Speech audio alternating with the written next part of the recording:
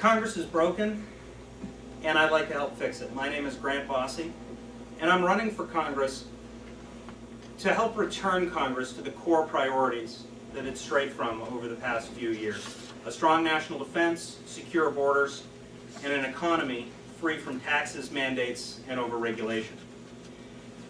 I grew up in Hillsborough. I've lived in New Hampshire and worked for New Hampshire all of my life. As a local reporter, I covered select board meetings and school boards, and you have town meeting coming up, the last form of true democracy. I worked with local charity groups, the United Way, the Upper Valley, the Listen Center, the Red Cross blood drives. And I've seen people get involved in their local communities, because part of being in a community is community service. My dad was a Lion, he was past president of the Hillsborough chapter, and a Melvin Jones Fellow. At the State House in Concord, I've worked for some extraordinary men and women who put their name on the ballot for the right reasons. It wasn't the power or the glory. It certainly wasn't the $100 a year. It was the honest belief that they could represent their community in Concord and have their voice be heard. For the past 5 years, I've been working for Senator John Sununu down on his Washington staff, most recently dealing with energy and environmental policy. And it's been an honor to work for John. He's one of our truly great members in the Senate and one of the smartest guys down there. But over the last 5 years, I've also seen a Republican Congress lose its way in a maze of earmarks and backroom deals. I've seen a Democratic Congress that ran on a platform of change, changed nothing but who's holding the gavel.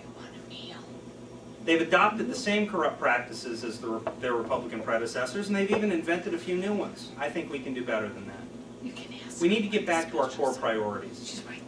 The first responsibility of the federal government has to be to defend this nation. That means giving our troops the tools they need to win the war against Islamic fascism. We are in a global war against an evil ideology that wants to bring a new dark age upon the world.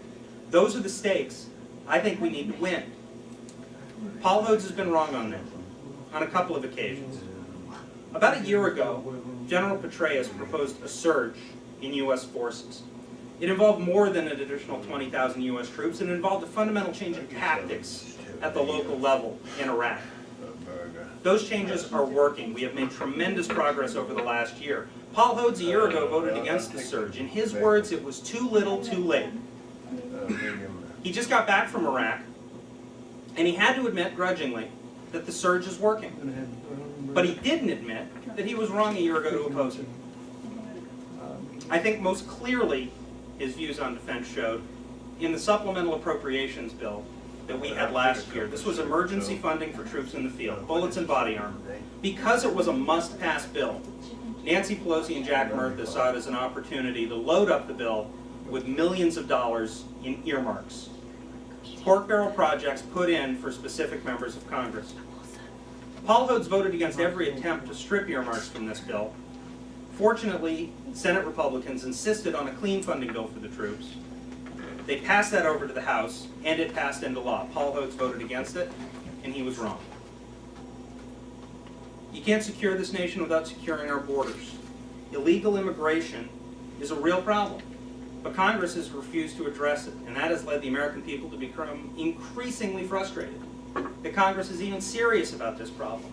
As a first step to addressing illegal immigration, we should build the fence that Congress promised it would build. Congress has refused to fund it. Paul Hodes voted against funding it last year. In fact, Paul Hodes just got back from San Diego. He had an election year field trip down to the border.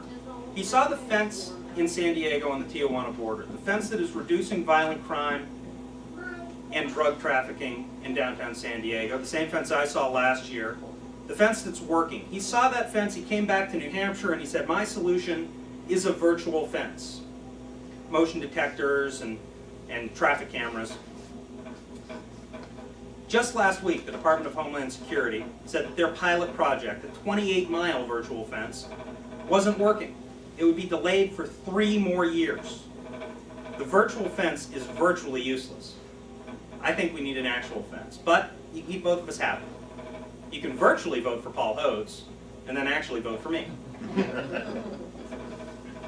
We need to free our economy. After several years of robust growth, the national economy is slowing down, and those areas that weren't enjoying that robust growth are being hit especially hard. Taxes, mandates, and overregulation are stifling growth. They are preventing small businesses from becoming bigger businesses. And they are preventing jobs from being created across New Hampshire. Part and parcel of the overspending that drives these taxes is the corrupt earmark system that pervades Washington. Paul Hodes ran on a platform of change. He campaigned against earmarks, and he has done nothing to reform the system. He said he's reformed the system, but we still have the same earmarks, the same unaccountable backroom deals that get slipped in at the dead of night with no accountability, no chance to amend them, and no knowledge from the general public until it's too late. Paul Hodes wants to reform that system. I want to abolish it. I think we can do better on those core priorities, and that's why I'm running. I believe in free markets, free people, and free speech. I relish the opportunity to defend these ideas throughout this campaign. My name is Grant Bosse. I'm running for Congress, and tonight I ask for your support.